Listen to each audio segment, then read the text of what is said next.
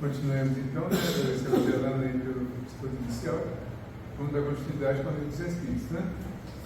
Como eu já falou, o estudo é participativo. Quem quiser participar pode ficar à vontade, tá? Pode comentar, pode acrescentar, pode discordar, pode comentar, pode até fazer pergunta. De repente, alguém responde, né? Então, fiquem à vontade. A gente está continuando o livro dos Espíritos, aqui na parte. É uma parte delicada essa, né? Eu tenho a impressão que a gente deve ficar tentando acabar logo essa parte, né? Falando de morte, quando a alma após a morte, mas já depois, já aconteceu mesmo. Então, é a questão 162, que nós ficamos devendo semana passada, atrasada, o comentário do Allan Kardec, tá? Mas eu queria fazer uma coisinha um pouquinho diferente e precisa da paciência. Eu trouxe esse livrinho aqui, eu queria ler pelo menos a metade dele. O que vocês acham? Nós vamos ter paciência para ouvir. Vocês não ter paciência? Sem dormir. Detalhe importante, não pode dormir. Tá? Esse aqui é um livro novo, é um lançamento.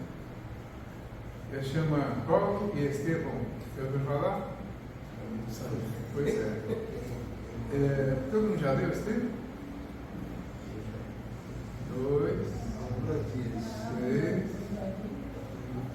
4, 5. Opa, muita gente deu, hein? 6, quase todo mundo. Vale a pena, gente. Eu considero o melhor livro, romance espírita, Paulo Estevão. Tá?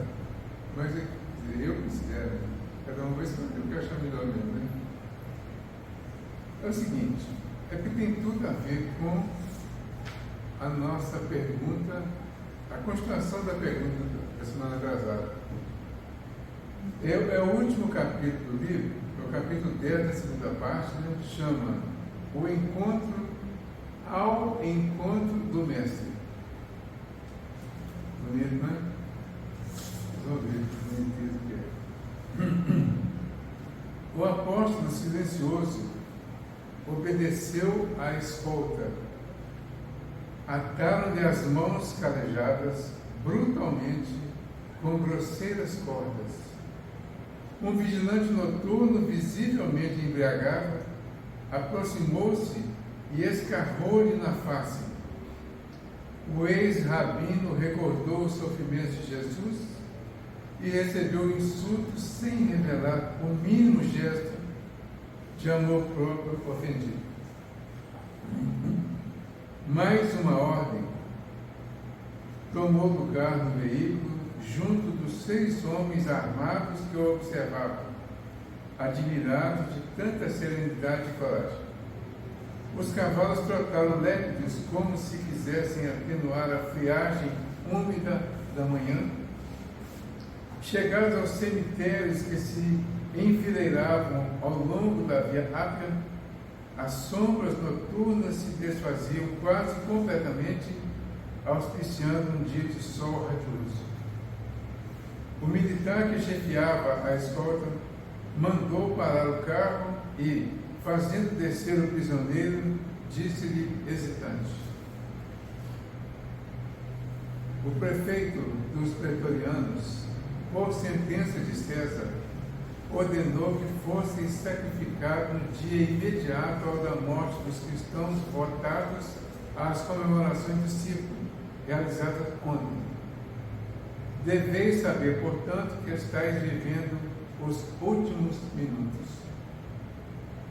Calmo, olhos brilhantes e mãos amarradas, Paulo de Tarso, mudo até então, exclamou, surpreendendo os verdugos com a sua majestosa serenidade: ciente da tarefa criminosa que vos incumbe desempenhar, os discípulos de Jesus não temem os algozes que só lhes podem aniquilar o corpo.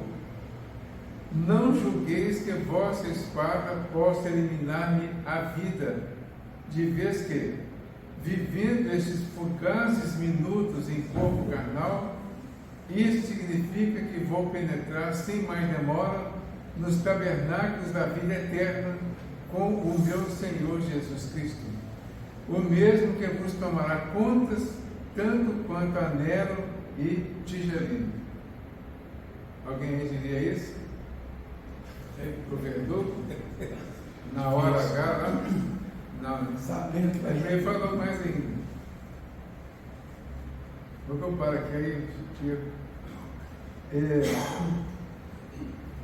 A patrulha sinistra estarrecia de assombro. Aquela energia moral no momento supremo era de modo a abalar os mais fortes. Percebendo a surpresa geral e cioso do seu mandato, o chefe da escolta tomou a iniciativa do sacrifício. Os demais companheiros pareciam desorientados, nervosos, trêmulos. O inflexível preposto de Tigelino, porém, ordenou ao prisioneiro que desse 20 passos à frente. Paulo de Tarso caminhou serenamente embora, no íntimo se recomendasse a Jesus, compreendendo a necessidade de amparo espiritual para o testemunho supremo. Ao chegar ao local indicado, o sequaz de Tigelino desembainhou a espada, mas nesse instante tremeu-lhe a mão, fixando a vítima, e falou-lhe em tom quase imperceptível: lastimo ter sido designado para este feito, e intimamente não posso deixar de lamentá-los. Paulo de Tarso, erguendo a fronte, quando lhe era possível, respondeu sem hesitar: não sou digno de lástima. Tende antes compaixão de vós mesmo, porquanto morro cumprindo deveres sagrados em função da vida eterna. Enquanto que vós ainda não podeis fugir às obrigações grosseiras da vida transitória. Chorai por vós, sim, porque eu partirei buscando o Senhor da paz e da verdade, que dá vida ao mundo, ao passo que vós, terminada a vossa tarefa de sangue, tereis de voltar à hedionda convivência dos mandantes de crimes tenebrosos da vossa época. O algoz continuava a fitá-lo com assombro, e Paulo, notando a tremura com que ele empunhava a espada, concitou resoluto: não tremais, cumpri vosso dever até o fim. Um golpe violento fendeu-lhe a garganta, seccionando quase inteiramente a velha cabeça que se levara aos sofrimentos do mundo. Paulo de Tarso caiu redondamente, sem articular uma palavra, nem tinha como. O corpo, ao quebrado, embolou-se no solo como um despojo horrendo e inútil. O sangue jorrava em golfões nas últimas contrações da agonia rápida, enquanto a expedição regressava penosamente, muda, dentro da luz matinal e triunfante. Foi degolado. O valoroso discípulo do Evangelho sentia a angústia das derradeiras repercussões físicas, mas aos poucos experimentava uma sensação branda de alívio reparador. Esse é o ponto da questão que a gente está estudando. Tá? Mãos carinhosas e solícitas pareciam tocá-lo de leve, como se arrancassem, tão só nesse contato divino, as terríveis impressões dos seus amargurosos padecimentos. Tomado de surpresa, verificou que o transportavam a local distante e pensou que amigos generosos desejavam assisti-lo em lugar mais conveniente, para que lhe não faltasse a doce consolação da morte tranquila. Depois de alguns minutos, as dores haviam desaparecido por completo. Guardando, depois de alguns minutos, as dores haviam desaparecido por completo. Guardando a impressão de permanecer à sombra de alguma árvore frondosa e amiga, experimentava a carícia das brisas matinais que passavam em lufadas frescas.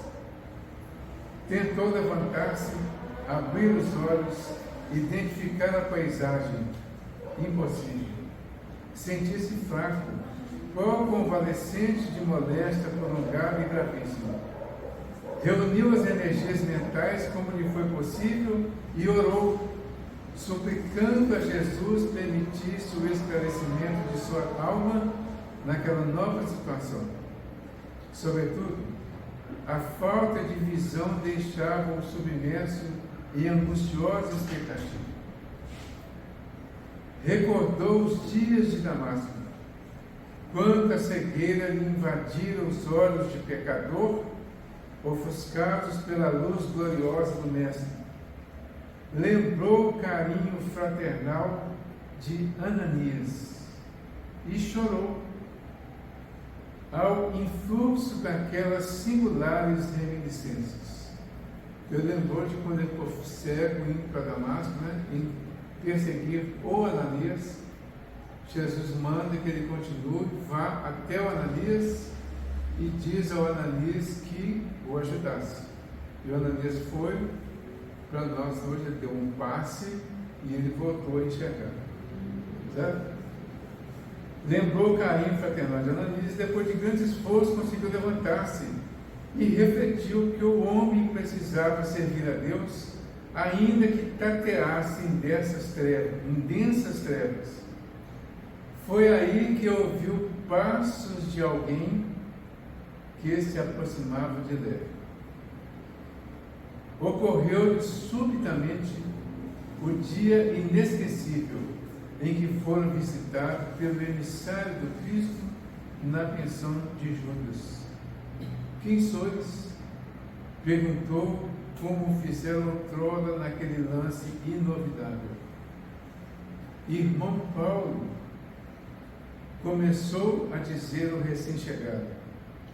O apóstolo dos gentios, porém, identificando aquela voz bem amada, interrompeu-lhe as palavras, bradando com júbilo inexprimível: Ananias, Ananias! E caiu de joelhos em pranto convulsivo. Sim, sou eu, disse a veneranda entidade, pousando a mão luminosa na sua fronte. Um dia Jesus mandou que te restituísse a visão, para que pudesses conhecer o caminho áspero dos seus discípulos. E hoje, Paulo, concedeu-me a dita de abrir-te os olhos para a contemplação da vida eterna. Levanta-te, já venceste os últimos inimigos, alcançaste a coroa da vida, atingiste novos planos da redenção. O apóstolo levantou-se afogado em lágrimas de jubilosa gratidão, enquanto Ananias, pousando a destra nos seus olhos apagados, exclamou com carinho: vê novamente em nome de Jesus. E desde a revelação de Damasco, dedicaste os olhos ao serviço do Cristo. Contempla agora as belezas da vida eterna, para que possamos partir ao encontro do Mestre amado. Então, o devotado trabalhador do Evangelho reconheceu as maravilhas que Deus reserva aos seus cooperadores no mundo cheio de sombras. Tomado de espanto, identificou a paisagem que o rodeava. Não longe estavam as catacumbas da Via Ápia. Misteriosas forças o haviam afastado do quadro triste em que se decompunham os despojos sangrentos. Sentiu-se jovem e feliz. Compreendia agora a grandeza do corpo espiritual no ambiente estranho aos organismos da terra. Suas mãos estavam sem rugas, a epiderme sem cicatrizes, tinha a impressão de haver sorvido um misterioso elixir de juventude. Uma túnica de alvura resplandecente envolvia-o em graciosas ondulações. Mal despertava do seu deslumbramento quando alguém lhe bateu levemente no ombro. Ah, quem era? Alguém adivinha quem era? Não.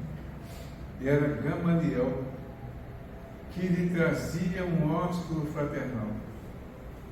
Paulo sentiu-se o mais ditoso dos seres. Abraçando-se ao velho mestre e a Ananias, em um só gesto de ternura, exclamava entre lágrimas. Eu juro que a hora que eu li isso aqui hoje, eu lembrei da Jaqueline. E falei assim, vamos fazer uma live? Os três abraçados lá, né? Paulo, Ananias e Gamaliel, né? Vamos fazer uma live? Estava tudo beleza, tudo maravilha, né? Não é assim? Estava tudo bem, não tinha morrido, tinha só deixado o corpo. Só Jesus me poderia conceder alegria igual a esta. Mal não acabaram de dizer, começaram a chegar velhos companheiros de lutas terrenas, amigos de outros tempos, irmãos desvelados que lhe vinham trazer as boas-vindas ao transpor os umbrais da eternidade. Os deslumbramentos do apóstolo sucediam-se ininterruptos, como se ficassem em Roma à sua espera. Todos os mártires das festividades da véspera chegaram cantando nas proximidades das catacumbas. Todos queriam abraçar o generoso discípulo, oscular-lhe as mãos. Nesse ínterim, dando a impressão de nascerem maravilhosas fontes do mais além, ouviu-se uma cariciosa melodia acompanhada de vozes argentinas que deviam ser angélicas. Surpreendido com a beleza da composição, intraduzível na linguagem humana, Paulo ouvia o venerando amigo de Damasco que explicava solícito: este é o hino dos prisioneiros libertados. Observando a intensa comoção, Ananias perguntou qual o seu primeiro desejo na esfera dos redimidos. Qual o seu primeiro desejo na esfera dos redimidos? Se encontrar lá nessa estação, o que você vai perguntar primeiro? O que você vai pedir primeiro? Para voltar? É uma opção.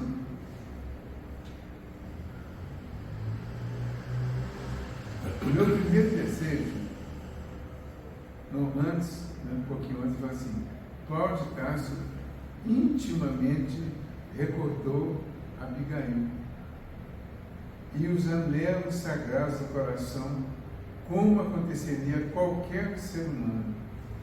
Mas, integrado no ministério divino, que manda esquecer os caprichos mais singelos e sem trair a gratidão à misericórdia do Cristo, respondeu comovidamente: meu primeiro desejo seria rever Jerusalém, onde pratiquei tantos males, e ali orar a Jesus para ofertar-lhe o meu agradecimento.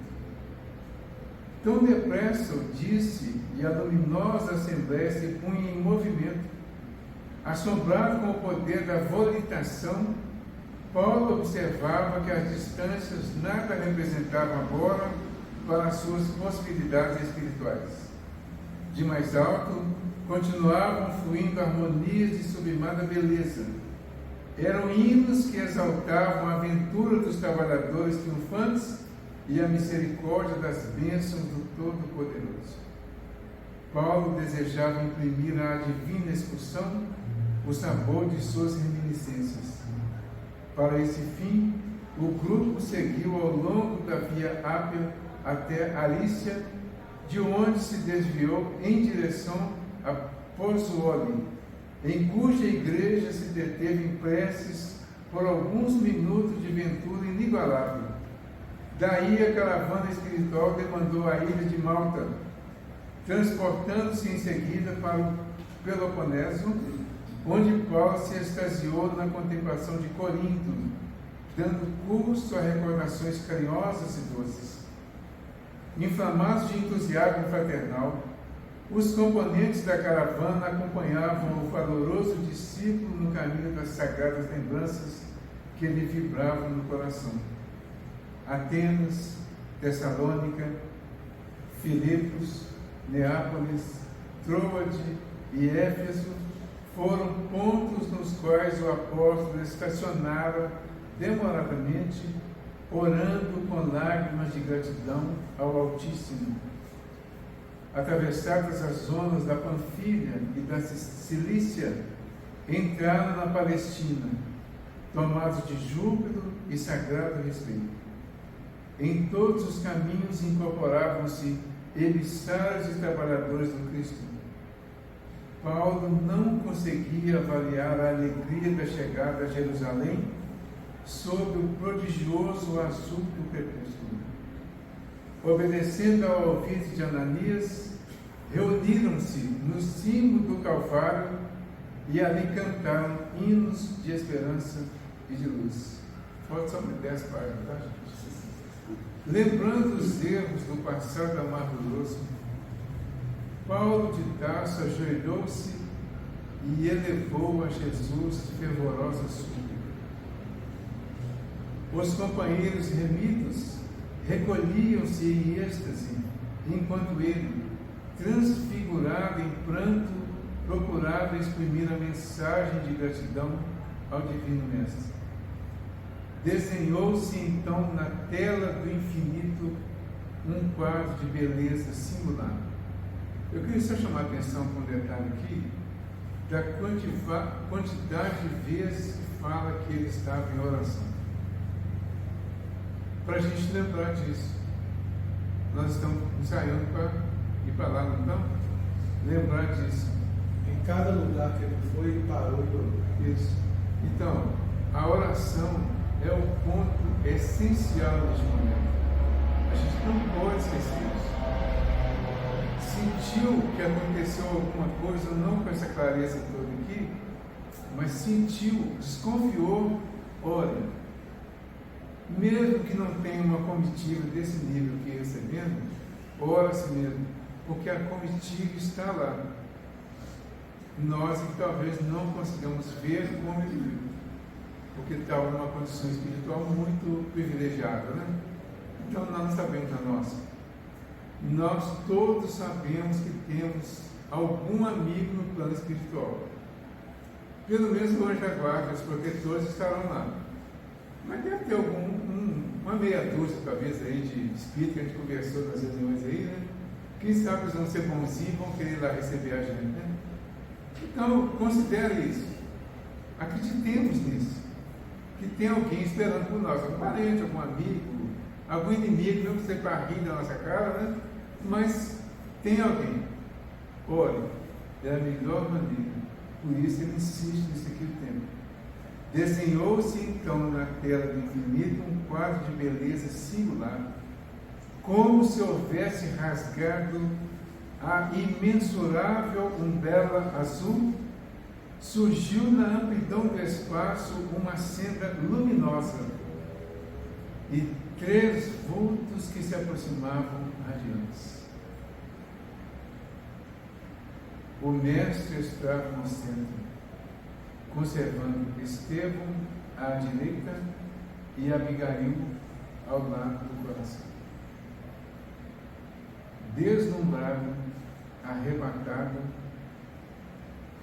o apóstolo apenas pôde estender os braços, porque a voz lhe fugia no auge da comoção.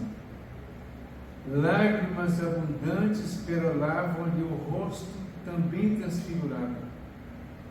Abigail e Estevão adiantaram-se. Ela tomou-lhe delicadamente as mãos em uma som de ternura, enquanto Estevão o abraçou com efusão. Gente, o Estevão foi o cara que ele mandou apedrejar. Virou mentor dele. Desde quando ele começou a escrever as cartas, o Estevão passou a ser o mentor dele. Foi o que guiou ele durante as cartas todas, as 14 cartas, né? O Estevão esteve com ele sem nenhuma restrição. Igual nós, né? Quando está algum inimigo lá, a gente vai fazer isso também, não dá? Dava outra selfie aqui, não dava? Paulo no meio, Abigail de um lado, Estevão do outro. Né? Paulo quis lascar-se nos braços dos dois irmãos de Corinto, beijar-lhes as mãos no seu arroubo de ventura. Mas qual a criança dócil que tudo devesse ao mestre dedicado em bom, procurou o olhar de Jesus para sentir a aprovação. O mestre sorriu, indulgente e carinhoso, e falou: sim, Paulo, sê feliz. Vem agora a meus braços, pois é da vontade de meu Pai que os verdugos e os mártires se reúnam para sempre no meu reino. E assim unidos, ditosos, os fiéis trabalhadores do Evangelho da Redenção seguiram as pegadas do Cristo em demanda às esferas da verdade e da luz. Lá embaixo, Jerusalém contemplava embevecida o crepúsculo vespertino, esperando o luar que não tardaria com os primeiros clarões. Acabou o livro. Está vendo a lendo o livro todinho, perdão. Todo mundo vai ler o livro? Eu já contei o final, depois deu o resto. Já li spoilers. Mas essa situação, eu acho que, de uma maneira ou de outra, a gente vivencia isso. Essa situação no sono, né? Essa noite eu tive um sono conturbado. 4 e pouco da manhã eu acordei. Eu falei, gente, que coisa estranha. Mas eu não lembrava, eu sabia que não era um sono bom. Então o que eu fiz? Orar, rezar. E o mais engraçado, que eu não conseguia voltar a dormir imediatamente. Custou um pouco para voltar a dormir. E quando eu voltei a dormir, a gente normalmente sonha, a gente não lembra, né? Mas esse eu fui lembrar. Aí esses nossos amigos aqui, né, me receberam e só me pediram ter mais vigilância. Então, eu estou vigilante, né? Numa situação dessa, você é privilegiado? Nenhum privilégio. Muito pelo contrário. Eu tive uma chamada em que, por volta de 7 e pouco, eu acordar de novo, eu fiz uma reflexão, fiz as minhas orações matutinas, que normalmente as faço, né? E fiquei com isso, sabe? E agora, mais ou menos, assimilou uma situação que eu vivi. Dos grandes encontros. E que a gente vive todas as noites, desde que a gente se prepare para tal. Entendeu? Mas você não preparou? Eu tento preparar. Você fala, eu preparo, eu tento. Faço as orações, peço proteção, lembro das pessoas que necessitam de orações, eu peço por ela. Eu levo uns 10 a 15 minutos antes de dormir fazendo. E antes eu fazia mentalmente. Engraçado que eu fui aconselhado a fazer em meia voz. Porque muita gente não conseguia perceber, muitos espíritos não conseguiam perceber à minha mente o que eu estava falando na minha mente. Entendeu? É isso. Eu tenho feito. Vamos fazer confissões, né? São confissões. No que eu tenho feito já há algum tempo, eu leio a prece do Anjo da Guarda, que é o capítulo 28 do Evangelho, itens 12, 13 e 14. Eu leio em voz alta, toda noite. E eu descobri numa das reuniões, não é assim descobrir, saquei que os espíritos desencarnados, muitos não conseguem captar nada que a gente está pensando. A necessidade, uma das necessidades deles virem aqui para conversar na reunião, ouvindo a voz humana, porque a voz humana é materializada. Eles precisam ouvir a voz humana e só ouvem a voz humana materializada, e aí sim nós vamos sugerir para eles que observem. E explicamos para eles que já deixaram a vida física, aí quando eles observam já com uma visão espiritual, é que eles vão ver os outros que estão em torno deles e vão inclusive ouvir aqueles que os trouxeram para cá e que antes não ouviam, não viam. Você chegou aqui como? Não sei. Alguém te trouxe? Não sei não. Não sou assim. Tem uma pessoa que me trouxe, que eu não sei direito quem é não. Aí na hora que está aqui, um dia um falou assim, tem uma velha aqui que veio comigo, que eu estava vendo ela aqui, uma velha. Nossa, meu irmão, mas que coisa indelicada. Você chamar a senhora de velha? Aí ele,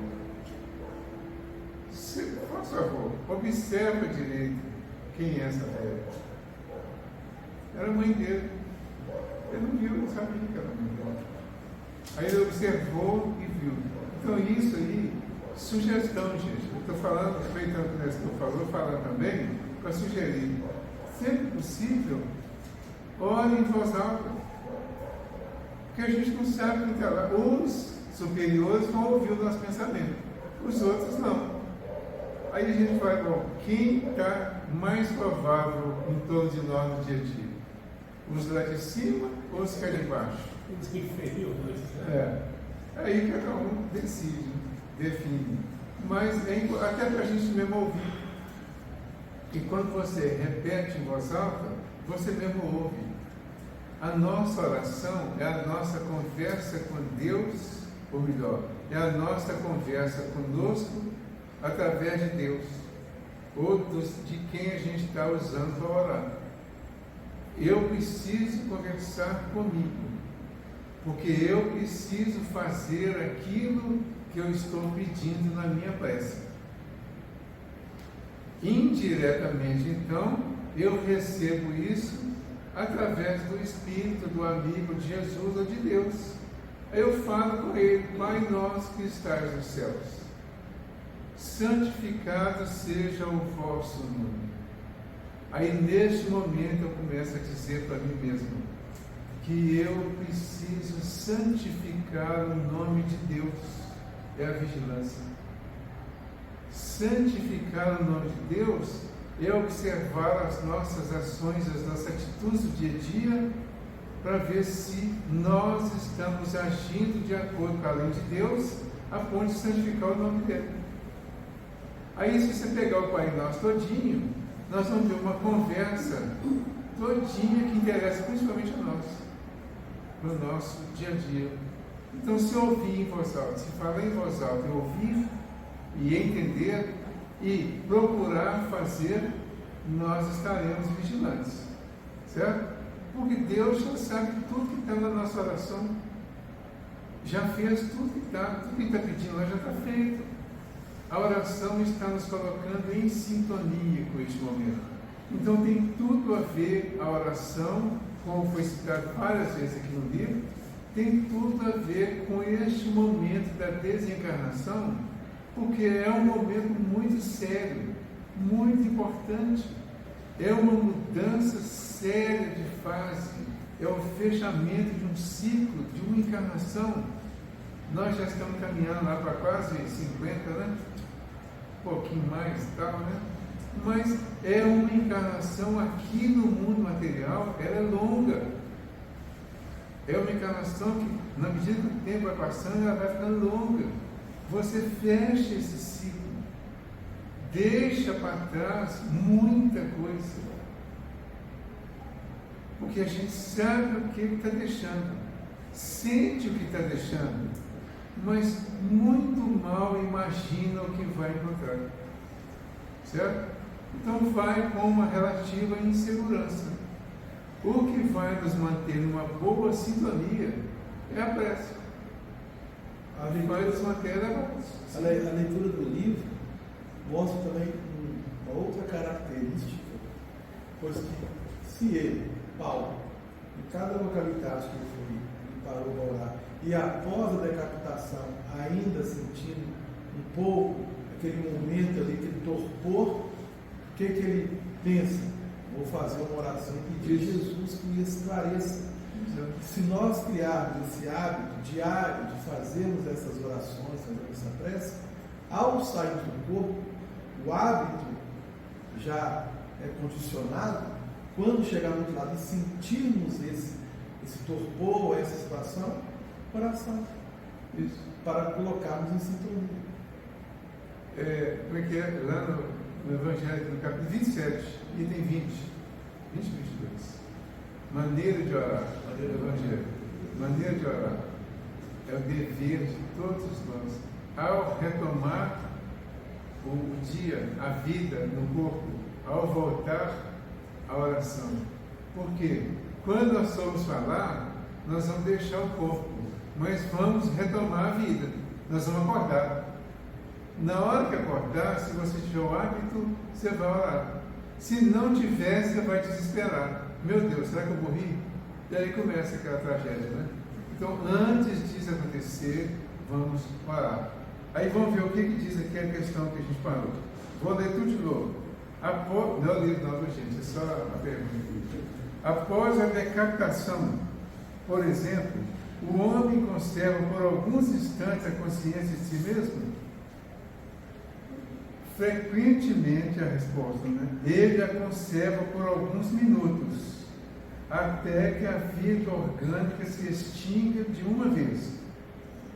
Mas, muitas vezes, a preocupação da morte lhe faz perder a consciência antes do instante do suplício.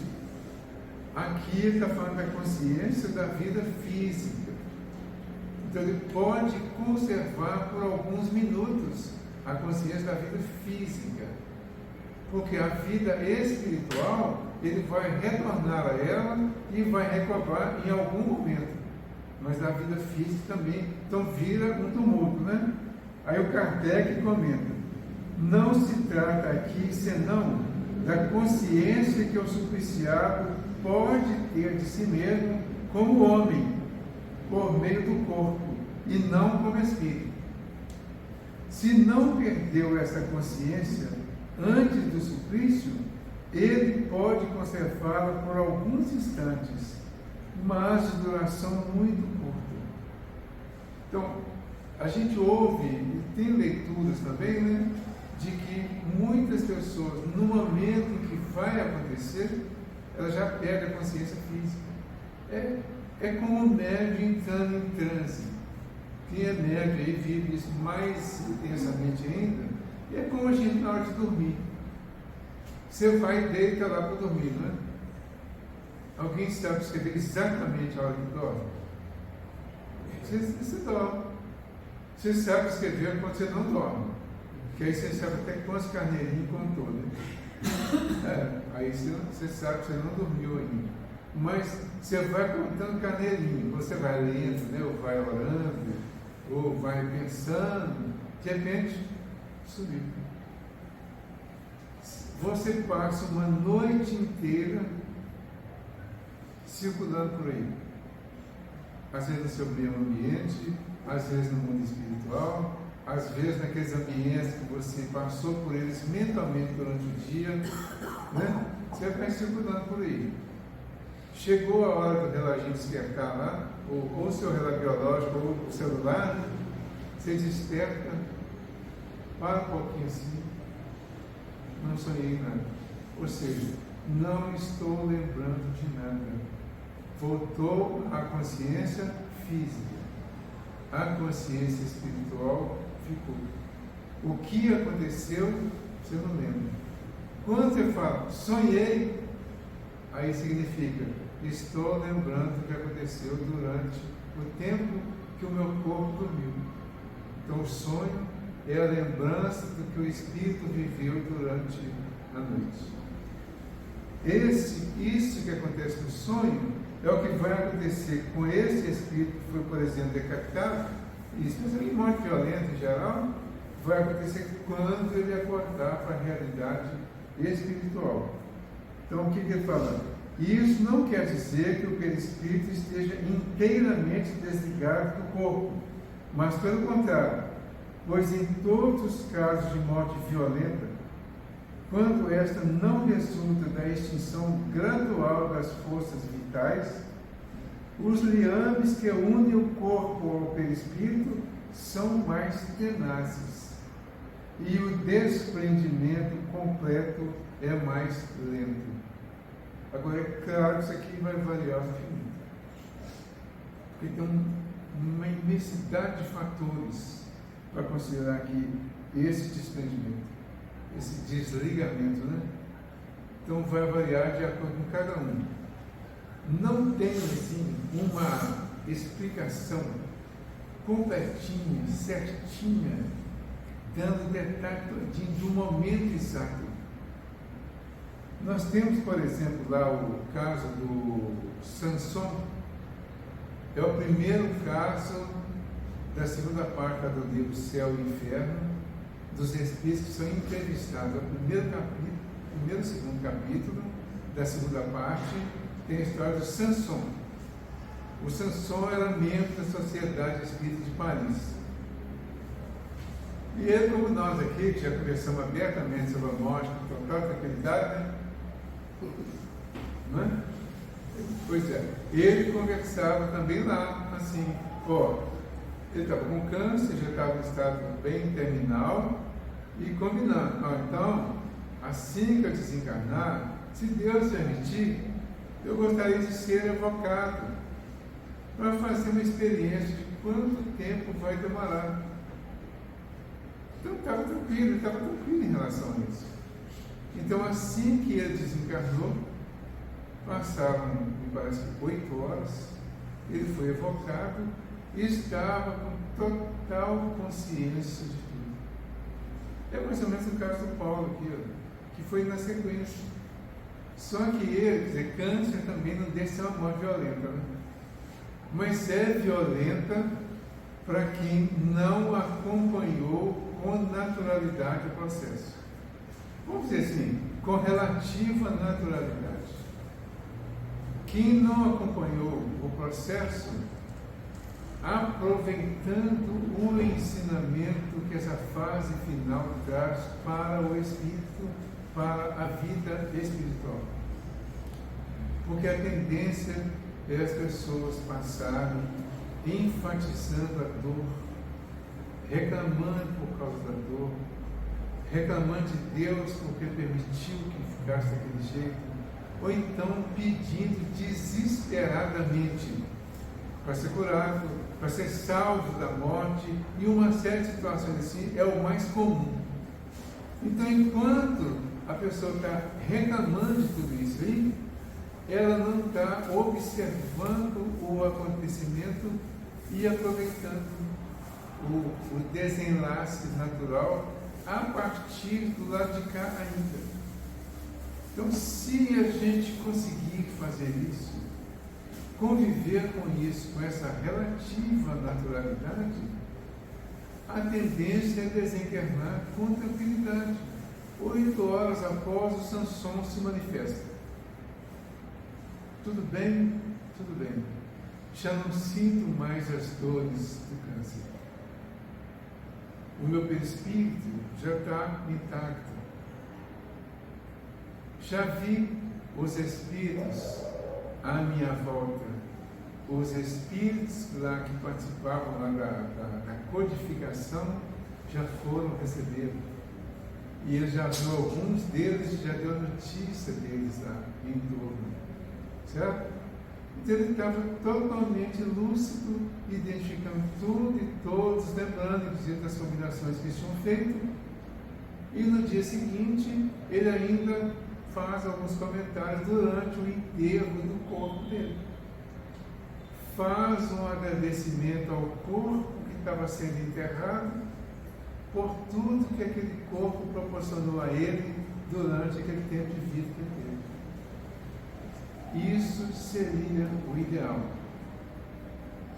Nós temos o material didático e teórico para fazer isso. Nós precisamos acreditar que isso é verdade. Nós precisamos acreditar. Primeira coisa que precisa acreditar, nós vamos desencarnar. Morrer. Isso é a primeira coisa que precisa acreditar. Porque no fundo, tem um ditado que fala assim, né? Que as pessoas vivem como se não fosse morrer e depois morrem como se nunca tivesse vivido. É um negócio assim, né? Pois é mais ou menos assim mesmo. Então, primeira coisa, acreditar. Nós vamos desencarnar. É a expressão espírita. Nós vamos desencarnar. Vai chegar um momento, não sabemos como, não sabemos quando, não temos notícia nenhuma deste momento exato. Nós só sabemos que vamos. Certo? Então, vai ser uma surpresa. Se nós não prepararmos, eu vou. Chegou o momento, se você está preparado, significa que você acreditou, não se alarmou, continuou vivendo naturalmente, igual o irmão Francisco. Né? Irmão Francisco, eu estou capinando o jardim, né? O outro irmão lá, deve ser o Frei Boaventura, né? Aquele da ternura franciscana. Ele fala, irmão Francisco, se o senhor soubesse que vai morrer amanhã, o que o senhor faria? Ele fala, continuaria capinando no jardim. Se a gente conseguir fazer mais ou menos isso, nós estaremos separados. Entendeu? Aí na hora que acontecer, vai ser como o Paulo. O Paulo consegue observar que a mão do verdugo estava tremendo. O cara que ia matar ele estava nervoso na hora de cumprir o dever. Certo? E ele fala para ele, cumpra o seu dever. Fala o que você tem que fazer. Entendeu? Então ele estava preparado. Ele sabia que aquilo ia acontecer e tinha que ser daquela forma, já estava tudo resolvido. Então nós sabemos o que vai acontecer, não sabemos a forma, não imaginamos que vai ser de alguma violência ou coisa assim, mas nem vamos nos preocupar com isso. Vamos nos preocupar que no momento, quanto mais tranquilos nós estivermos, melhor será a nossa passagem, independente da forma. Porque se a forma for violenta, for agressiva, mas nós estivermos separados, nós não vamos condenar ninguém, nós não vamos culpar ninguém, não vamos reclamar com Deus. Pelo contrário, vamos sair em oração de agradecimento a Deus, de gratidão a Deus, por tudo aquilo que nos aconteceu até aquele momento. É assim que será, se nós nos prepararmos para isso. Mas é preciso preparar. A vigilância para o Senhor serve para todos nós. Vigilância. Para mim também. Estou falando alto aqui no meu ouvido. Vigilância. Para a gente estar realmente em condições de tranquilidade neste momento. Então agora, como faz a oração, né? A oração pode ser: Pai nosso que estais nos céus, santificado seja o vosso nome. Venha a nós o vosso reino, seja feita a vossa vontade, assim na terra como nos céus. O pão nosso de cada dia nos dai hoje. Perdoai as nossas ofensas, assim como nós perdoamos a quem nos tem ofendido. Não nos deixeis cair em tentação, mas livre-nos do mal. Nós agradecemos, Jesus amigo, pela oportunidade dessa, de todas as noites que aqui passamos, participando desse estudo continuado do Livro dos Espíritos, entendendo cada dia mais essa doutrina que veio como complemento e ensinamento para entendermos o Teu Evangelho. Permite, Senhor, que ao entendermos, possamos colocar em prática, de acordo com as nossas condições, com as nossas possibilidades, mas que não deixemos de exercitá-lo em nós, em nossas vidas, porque ele será a paz, o consolo, a harmonia, a tranquilidade para todos os momentos difíceis da nossa existência. Permita, enfim, Senhor, que possamos orar por nós, orar por aqueles que amamos, por aqueles com quem convivemos, e nas nossas orações nos preocupar mais em agradecer do que pedir. Que a vossa paz esteja com todos nós, hoje e sempre, que assim seja. Obrigado.